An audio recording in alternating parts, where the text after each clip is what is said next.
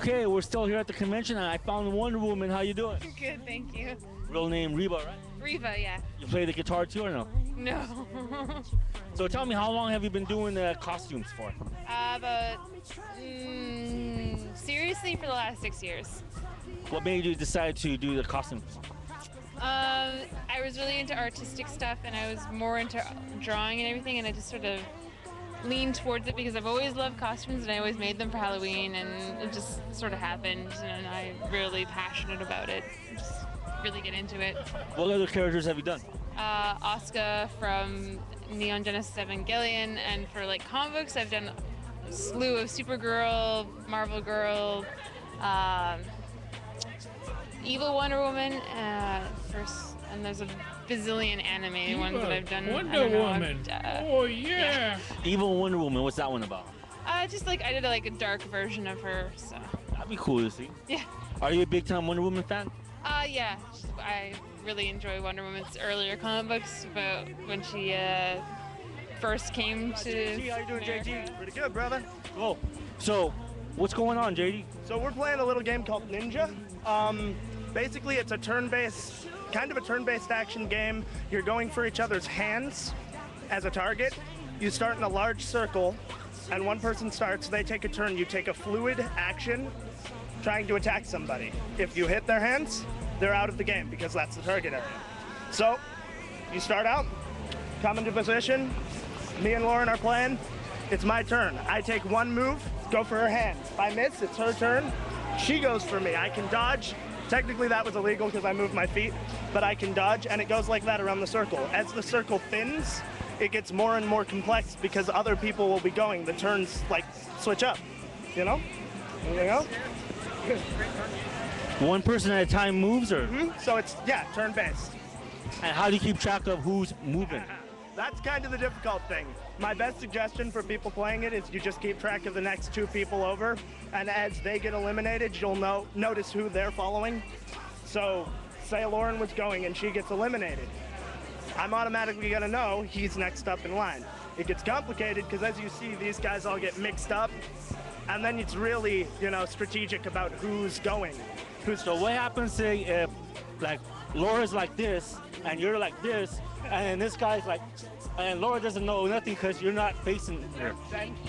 No kicking, but if Laura... Only hands. If, how would you explain it? It's just like... It's all upper body. It's all hand motions. There's no body checks. But like you were saying, in the position you were in. So if Lauren's got her back turn and it's his turn, he's got complete right of way to sneak around, go ahead, and do the check. And that's a kill.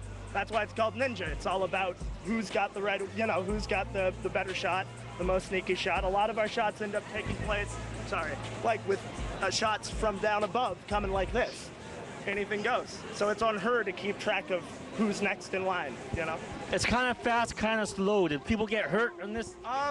There's a lot of accidental, like, slapping, but... accidental. There's never any intentional, like, oh, I'm just gonna, if your hand is right here, I'm totally just gonna... It's never like that. We always try to avoid, like, inappropriate areas, and we always try to avoid hitting people by accident. If it happens, it's completely by accident. Would you compare this to, like, you know how sometimes in the club scene, people be voguing, little vogue-offs? Would it be comparable to that or no? I wouldn't compare it to that, but that's just me. I'm sure somebody's drawn comparison some way, you know what I mean? How long has this been going on for? I've known of the game. I've only played the game since last FANIME, but I've known of the game existing in the world for like 2-3 years at least, if not more than that. I came into it last year. These guys were playing it. No. I'm new as of last year, but I knew it existed. Knew of it. Yeah, we all came into it last year, and like since then it's just been spreading to where we live. Yeah. So like guys, teach other people. Do you guys like get together during the weekends and just start going for it? No. He's up north, I'm down south. He's like in the middle, so... We play with our own groups once we're not in teach our own home, and they play with us, and then we come back here, and it's like everything that we've learned, we take it against each other. You know, if you did that kicking, that would be something new, because like, imagine staying on one foot for until everybody's taking a turn. there is acrobatics where like you can do crazy poses if you can keep them. Yeah, like you can go down. You can sit. I guess you can sit on the ground as long as you don't block your hands. You're completely fine. Because if you go like this, obviously no one can get your hands. And you have to hit the hand. That's how you play the game. Target area is from wrist up. If you hit here or anything, it's done. In fact, she could block. If I'm coming for her hand, she could block me with her body and do a check because I have to hit here. Anything else, not a target area.